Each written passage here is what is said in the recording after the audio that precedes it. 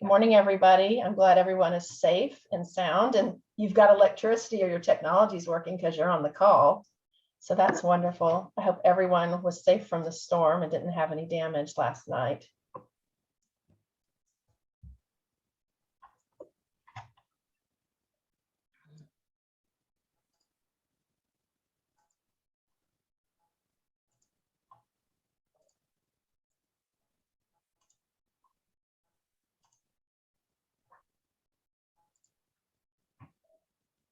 And I believe I have made both Sister Deborah and Annabelle co-hosts in case they need that. Yes, you have.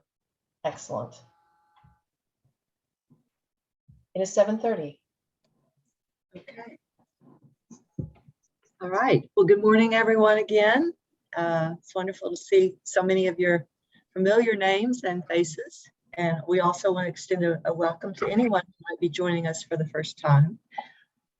What we're about to engage in is our April session of Sacred Silence. It's co-sponsored by the Arkansas House of Prayer and the Interfaith Center. The Arkansas House of Prayer, for those who don't know it, it's an interfaith haven set apart in nature, dedicated to contemplative prayer, silence, and meditation, where all are welcome. In 2011, the Interfaith Center was created, and its mission is to reduce the hatred and fear among the world's religions by providing education, promoting dialogue, and providing relationship building opportunities among peoples of different faiths. My name is Sister Deborah Troillett, and I'm currently serving as Executive Director for the Arkansas House of Prayer. We are so blessed this morning to welcome again the Honorable Annabelle Imber Tuck, who will be our teacher and facilitator of our process this morning, our sharing. So again, we thank Annabelle for her generosity and her wisdom. I also want to just remind folks that these sessions with teachers are scheduled through May, and then we'll have a little break from the format where we include a teaching segment. We'll have a little break, and we will let you know when we will begin and resume with Sacred Silence with teaching. But with that, let me stop and invite Stephanie to really share what we believe will be a wonderful opportunity to extend the shared silence, the sense of community that people seem to so appreciate about this program. So Stephanie, you want to explain? Yes, good morning, everyone. I'm the Reverend Stephanie Fox. I serve as Associate Director at Arkansas House of Prayer. And we've been talking for a long time before COVID, and even the first year of COVID, we had a Wednesday noon time when we would gather in person, or I would do an online session for holding silence. And it was really simply a time where I would welcome people, I would enter silence, and then I would ring the bell or stop the silence. And so beginning next Tuesday at 7:30, so it's a Central Time, so it's a time people can remember, I will be offering a time to hold silence. And so we will begin at 7:30 Central Time. I'll do a very brief introduction. We'll go into silence, have about a 20-minute sit, and then after, people can leave and have their day, or if they want to discuss or have questions, then I will be there to facilitate and respond and to share. So it's not a teaching experience as much as it is a practice, because as a spiritual practice, we have to practice. And so I'm delighted that starting next Tuesday, the 19th at 7:30 Central Time, we will be doing that through Zoom. You will use the same link that you've been using for this program. I will also extend it beyond the people that participate in this particular program. But so if you save the message from me today, it'll be the exact same link to get on. You can save it as a favorite or to your calendar, and then you can just click to join and join any Tuesday at 7:30 that works for you. And we'll do it for probably 6 weeks, a couple months, and we'll assess how it's going and if that time's working for people. But based on the survey that we do at the end of the program and surveys with other groups, it seems like the 7:30 Central Time works for a lot of people. Personally, I'm a morning meditator. I have to kind of have that quiet time before I get going. And so we hope this is an offering that will help enrich your prayer and meditation life. Okay, thank you so much, Stephanie. Just a couple of other points of information. These sessions are recorded for the benefit of those who are not able to join today. So they will be available, and the previous sessions and teachings are available on the Interfaith Center's YouTube channel and on our website. So any of you that want to go back and review or see some things for the first time, you're welcome. I'll just remind you to keep your microphones muted just for the teaching segment. And then also, if you don't wish to be on camera during the meditation time, you can just simply turn your camera off. So without any other delay, certainly want to welcome Annabelle, and just again, thank you so much for your generosity and being one of our regular teachers for this program. Thank you very much, Sister Deborah, and thank you, Stephanie. I have been intrigued with it's a philosophy of opposites. And we know it actually from Ecclesiastes. You know, there's a time to plant and a time to uproot, a time to tear down and a time to build. All of these opposites, a time to weep and a time to laugh, a time to grieve and a time to dance. And I entitled this Breathing with an Open Heart. And that's within the context of everything that comes our way in the way of joy or in the way of sorrow. So it's all about, to me, holding those feelings at the same time. So holding hope and grief at the same time, holding joy and pain at the same time, holding an open heart and loss at the same time. And most importantly, you know, holding life and death at the same time. And it's about, I'm going to give you all an exercise, a meditation exercise that puts breathing into that framework. So when you breathe in, you're bringing life. Because if you remember in Genesis 2, verse 7, the Lord God formed man from the dust of the earth. He blew into his nostrils the breath of life. So when you breathe in, you're breathing in the breath of life. And we will do it through our nostrils. And then when you breathe out through your mouth, you're letting go of life.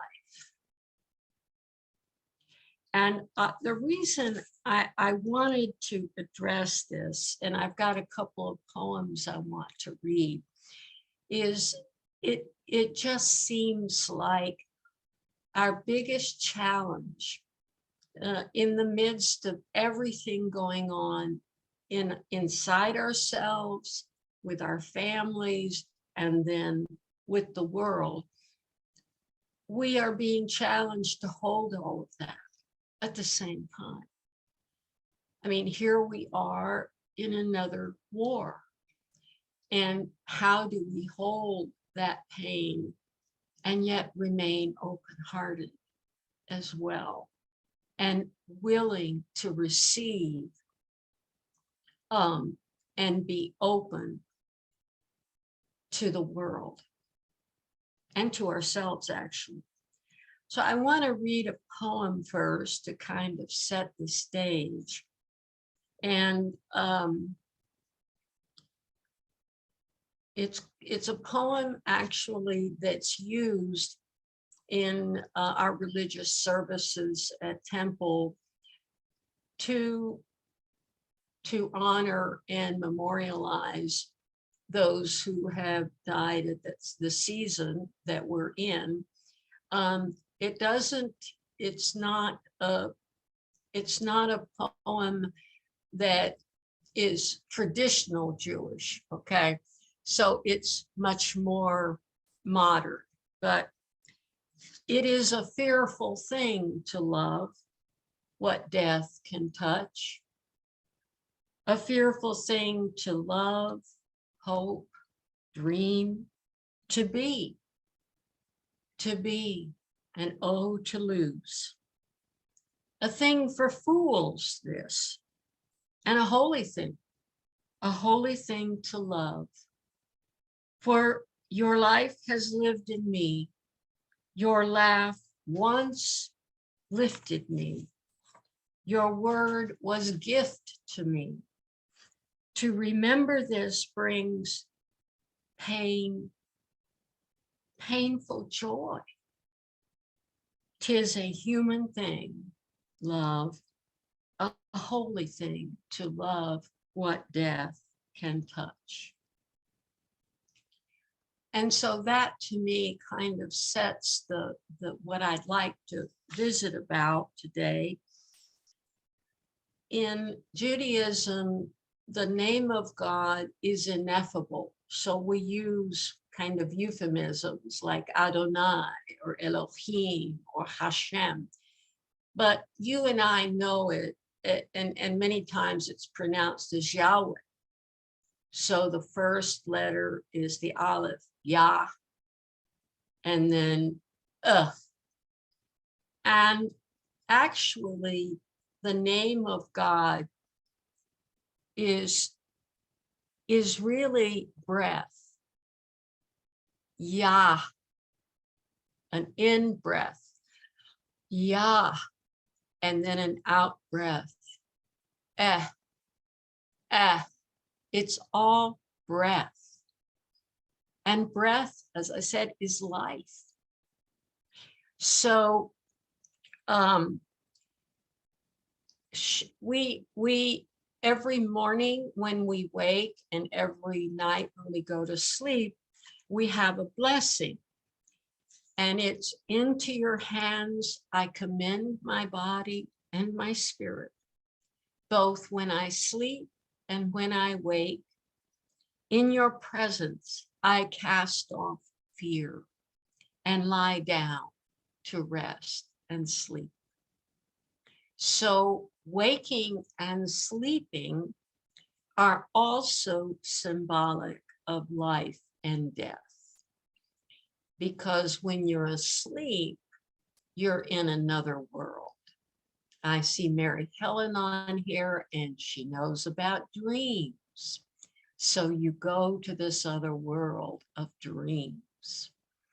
And then also, when you're in a place of loss and sorrow, we know the Song of David, which in Psalm 23, yes, even when I walk through the valley of the shadow of death, I shall fear no evil, for you are with me.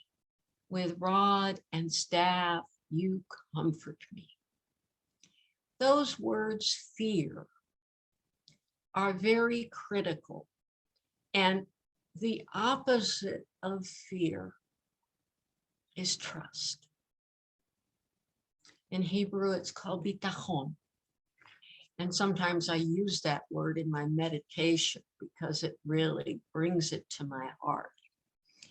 So trust gives us the capacity to act from a place of no fear. A heart cannot hold fear and trust at the same time. By cultivating trust, we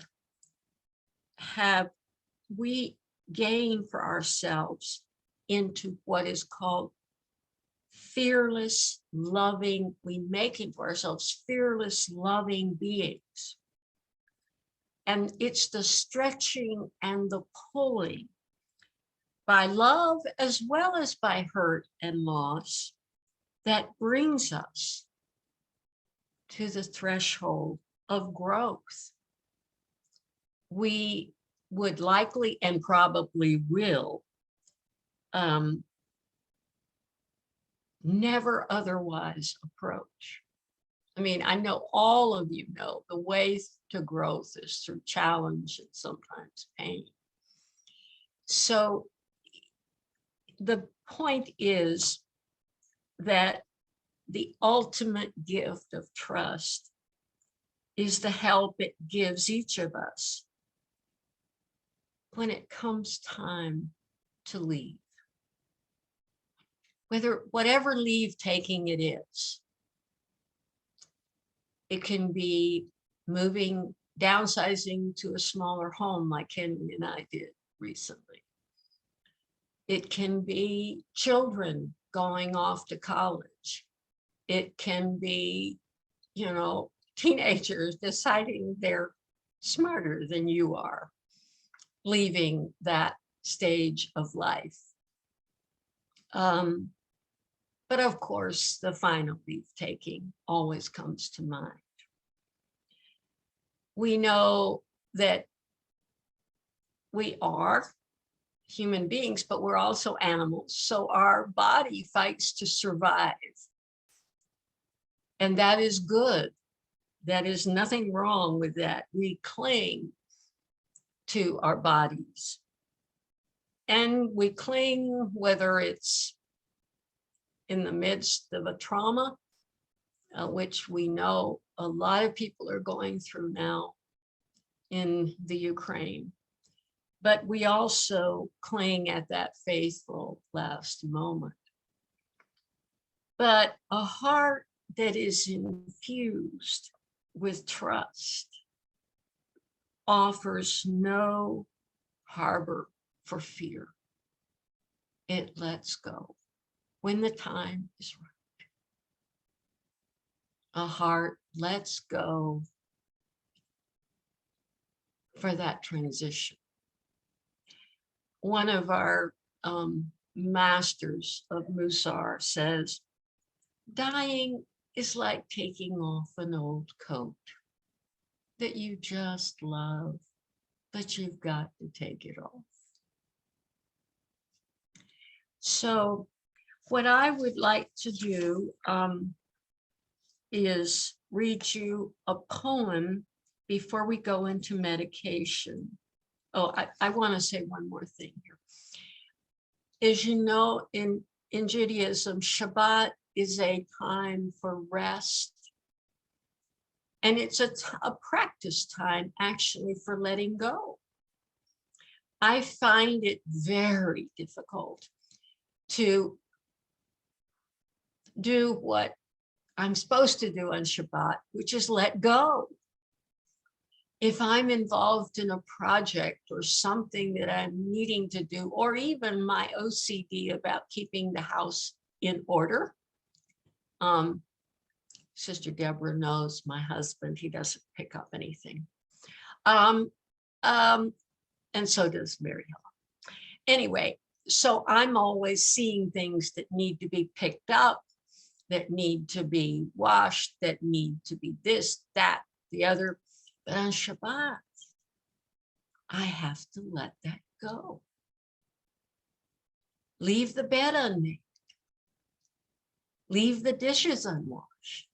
Leave the clothes unfolded. Leave whatever you were involved in, even if it was something, that you were just really passionate about. and let it go. And the whole purpose of that is so that you will be available with an open heart to connect and receive the divine. No work, no fear, an open heart. And that way you are totally present. No doing, just being. And it's really, if you wanted to think about it, in the big scheme of things, it's practice for that final moment of letting go and merging with the divine. So I call it a convergence. I was trying to find a word, perfect word, but there's never a perfect word. Language is so finite. And so the convergence of life and death. So I want to read to you a poem. I was on a webinar, seminar, where this poem just hit me. And well, actually there are two of them, but one of them relates to Arkansas, and it was kind of neat. It's called A Train Ride by Ruth Stone. All things come to an end. Small calves in Arkansas, the bend of the muddy river. Do all things come to an end? No, they go on forever. They go on forever. The swamp, the vine-choked cypress, the oaks, rattling last year's leaves, the thump of the rails, the kite, the still white stilted heron. All things come to an end. The red clay bank, the spread hawk, the bodies riding this train, the stalled truck, pale sunlight, the talk. The talk goes on forever. The wide, dry field of geese. A man stopped near his porch to watch. Release, release. Between cold death and a fever, send what you will. I will listen. All things come to an end. No, they go on forever. And that to me gives such a beautiful message of the convergence of eternity and finiteness. So before we go into the meditation, I'm going to give you some instructions. Please feel free, if you don't enjoy this practice, that's okay. You can go to your practice. This is not a boot camp. But I want to tell you how to do it first, and then I'm going to read a poem that will take us into the practice. As I mentioned earlier, ya and it's an it's not even words, and that's what's so cool about this. As you breathe in through your nose, when you're breathing life in, do it as slowly and as fully as possible. So you're bringing from your diaphragm, and you're breathing and spreading your diaphragm to fill your lungs as much as possible. Then when you get to the place where you can't go any further, do a brief stop. And then do a slow exhale through your mouth. A slow exhale through your mouth. And then when you get to the point where you feel like you've finished, you don't have another atom of air to exhale, stop. And then do it again and repeat this.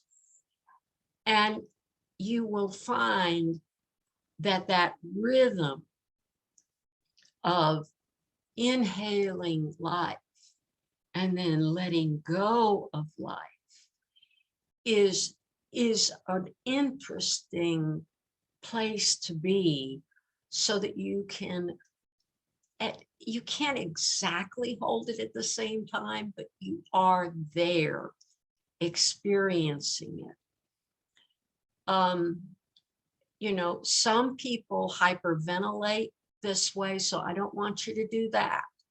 But whatever length you can do of slowly inhaling through your nose and slowly exhaling through your mouth. And as we go into this, I'm going to ask you to get ready to meditate, get yourself comfortable, get yourself in a position where you're solid and feeling the ground in some way, whether it's, you know, your feet or whatever, so that we can close our eyes now. And if you want to turn off your camera, that's fine too. And then I'm going to read a poem called In the Background by Pamela Wax. She's a rabbi. And after I finish that poem, just start that practice. And Stephanie, if you will time it for 20 minutes, I'd appreciate it. Okay. Okay, here we are. I don't want to make the mistake I did one time where I had my alarm and it was just jarring. So here we go. In the Background by Pamela Wax. There are days I live as if death were not eyeing me like a shopkeeper hungry for a sale.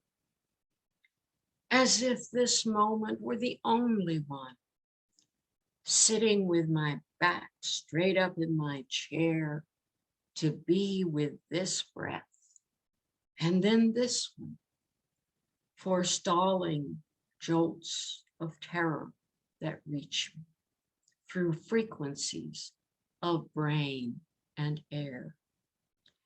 I hold infinity, a Mobius film strip of ocean waves and moon phases in my palm, the one dirty from weeding the garden of my overgrown mind.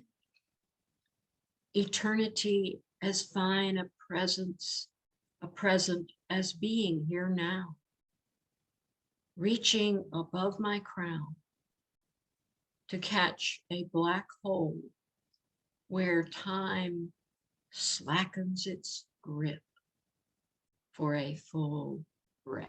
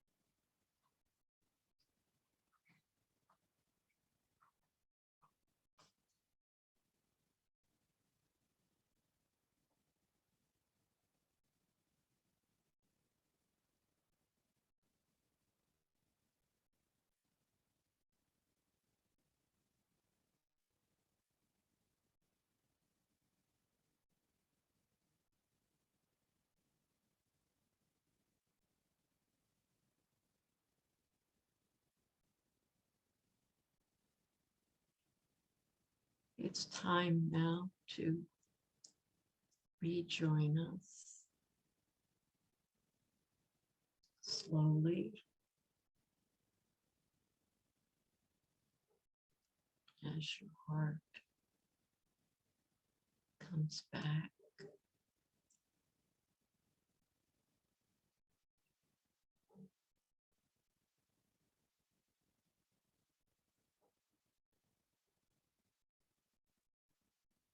The beautiful thing that I experience in this, and you may have a totally different experience, but just to open the dialogue.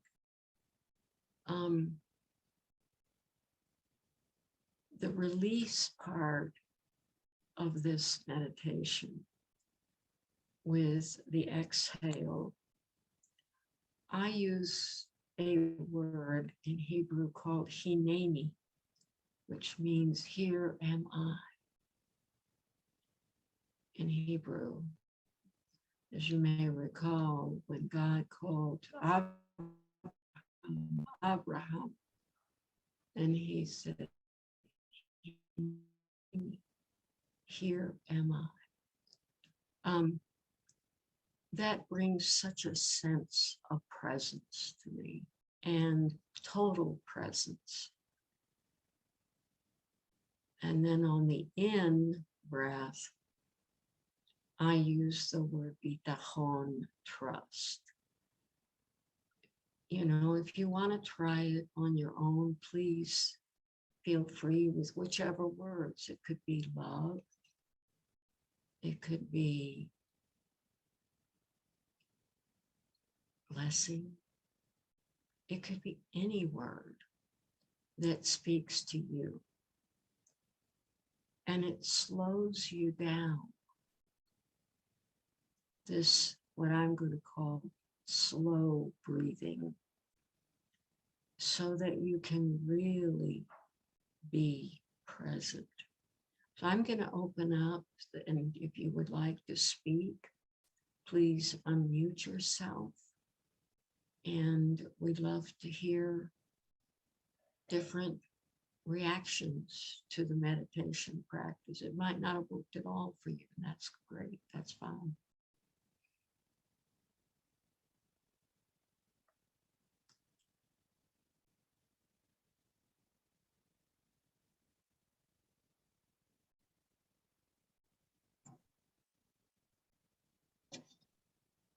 Annabelle, that last reflection just brought to mind that amazing encounter of Moses in the burning bush, where God introduces God's self as I am who am. I am the I am.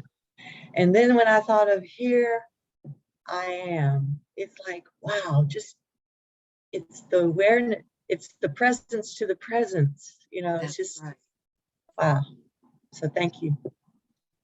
Yeah, it's and that's what's so beautiful about, you know, and Hebrew, it's the verbs, and you probably know this. It could be, I will be what I will be. I am what I am. You know, it's all merging, past, present, and future, all in one. Thank you.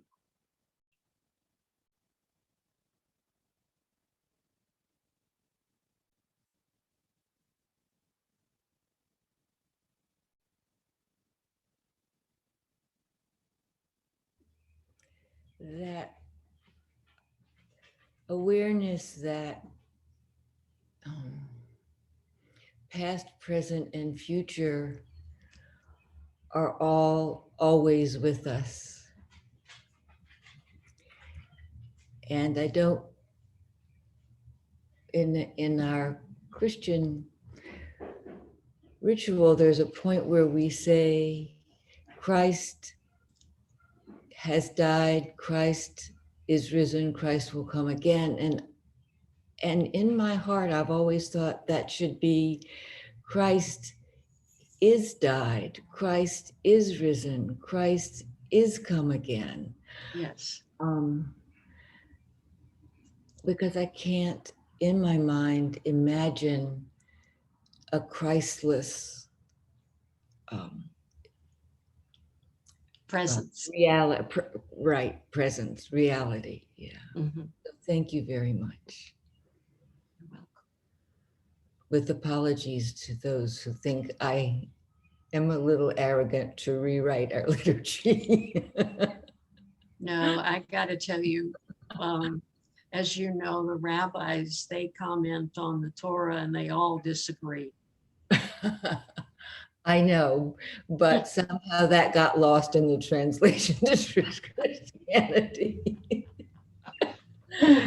Well, for what it's worth, I think it's beautiful because my mind and body cannot conceive of a space without God's presence, past, present, and future.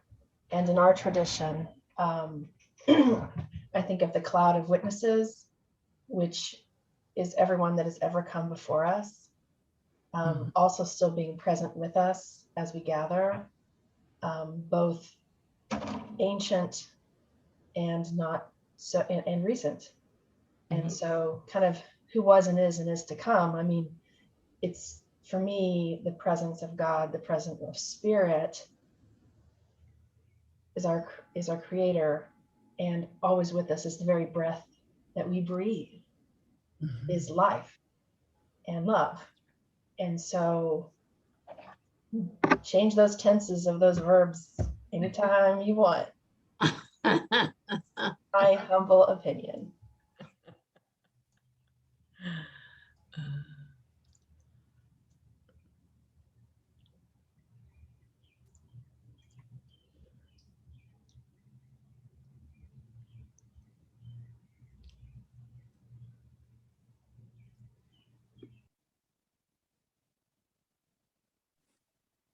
Annabelle, Yes, could you give us the name of the first poem again?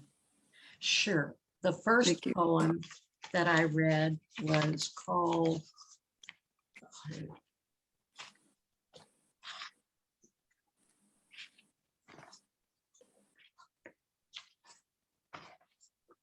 The Train Ride. No, TR. what there was there Oh, one the before? the first poem. Yes. What I can do is I can send it to Stephanie and she can share it. Thank you. Because to be honest with you, in our liturgy, it doesn't have an author. So or maybe it does, or maybe it does. but it does have an author, obviously. Right. But it is used constantly, and It's wonderful. at the end of every service we do what's called the Kaddish, and we read the names of those who died at that season in years past. So because as long as you remember, they live. Right. And so this is read before that.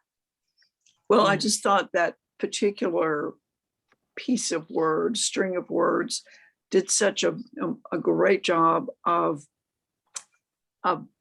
showing what you had told us in the introduction.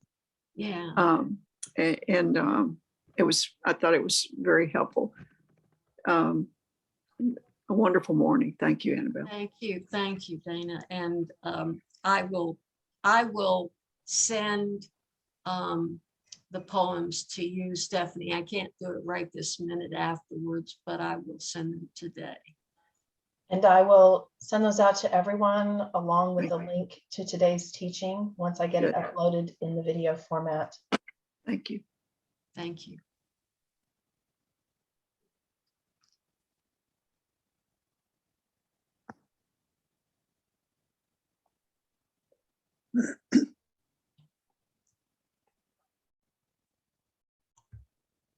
And we are at 8:28. I don't know if anyone else has things that they want to share before we close today. I am going to put the survey in the chat. But we'll also email later. I have something to share. I just would like to thank you, Stephanie, for agreeing to continue a time of silence for us who have, it's so wonderful to come together in our silent time. It sort of balances the silence that we spend alone. So anyway, so thank you very much. You're most welcome. I tell people who volunteer at the House of Prayer that when they do that, they're making an appointment with God and with themselves to have that time of silence. And so I personally like the idea that I'm also committing myself to gather with you all on a regular basis. It holds me accountable also. So it's a blessing to me as well. Well, to all of us then. Yes, I will agree with that. The appointment is a commitment to meeting yourself and meeting the divine. And as I get older, it becomes more and more of an important appointment.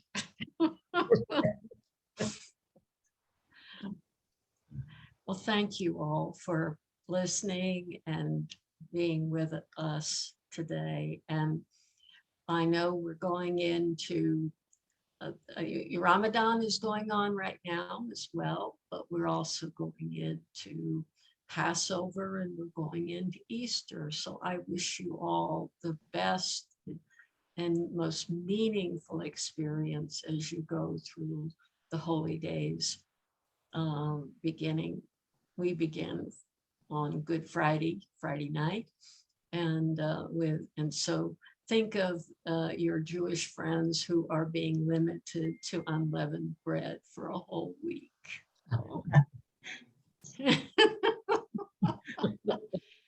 So, shalom. Shalom. Peace. Thank you, Annabelle. Thank you. Thank you.